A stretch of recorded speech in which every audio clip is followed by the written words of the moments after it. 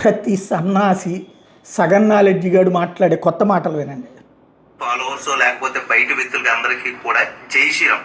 జై శ్రీరామ్ అంటే మన దేశ అప్పు ఏదైతే ఉందో 50 లక్షల కోట్లు తీరిపోతుందా? జై శ్రీరామ్ అంటే హార్మోజ్ జలసంధి నుంచి పెట్రోల్ ఏదైనా ఉచితంగా వచ్చేస్తుందా? జై శ్రీరామ్ అంటే నేను షేర్ మార్కెట్లో పడిపోయిన ఫలా. ఇక్కడ విచిత్రం ఏంటంటే, ఎవడు చెప్పాడు వీడికి జై శ్రీరామ్ అంటే ఇది తగ్గిపోతుంది, అది పోతుంది, ఇది పోతుందని? జై శ్రీరామ్ అనమని నిన్ను ఎవడు అడగను కూడా అడగట్లేదే. ఇంకోటి, అప్పు ఎప్పుడూ కడుతూనే ఉంటారు. ఏం కాంగ్రెస్ పార్టీ అధికారం ఉన్నప్పుడు కట్టలేదు. అప్పుడు ఇది అల్లాహో అక్బర్ అంటే కట్టారా? అప్పు వచ్చిందా? లేకపోతే పోనీ ఇవాళ అల్లాహో అక్బర్ అంటే గల్ఫ్ దేశాల సంక్షోభం పరిష్కారం అయిపోతుందా? లేకపోతే కనుక హల్లెలూయా అంటే అప్పులు ఎగిపోతాయా క్రైస్తవ దేశాలకి? అంటే ఒక్క జై శ్రీరామ్ అన్నప్పుడే ఇందులో వస్తుందా?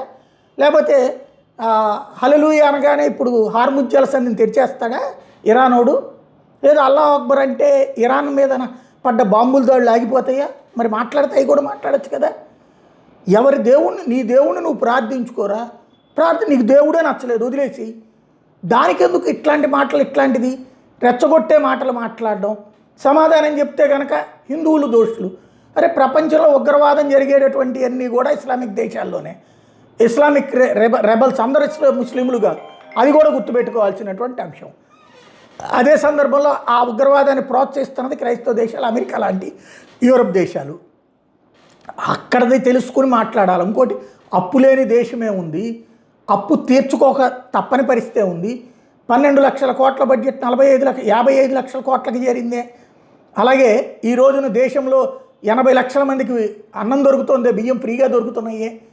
అలాగే ఇవాళ దేశంలో ఉన్నటువంటి లక్షలాది మందికి ఆయుష్మాన్ భారత్ కింద ఉచిత వైద్యం అందుతోంది. 6,000 రూపాయలు చొప్పున రైతులకి డబ్బులు అందుతున్నాయే, పెన్షన్లు అందుతున్నాయే. ఇవన్నీ ఈ దేశంలోనే వచ్చినాయి. ఇక్కడ జై శ్రీరామ్ అంటేనే ఇవ్వట్లా, లేకపోతే కనుక జై శ్రీకృష్ణ అంటే ఇవ్వట్లేదు. కామన్ సెన్స్ లేకుండా ప్రతిదీ మనం రెచ్చిపోయి మాట్లాడతాం. వామపక్ష భావజాలిక స్వరం, ఆవేశంగా మాట్లాడితే అయిపోతుంది. దానికి వెనకాల కింద చప్పట్లు కొట్టేటటువంటాడు.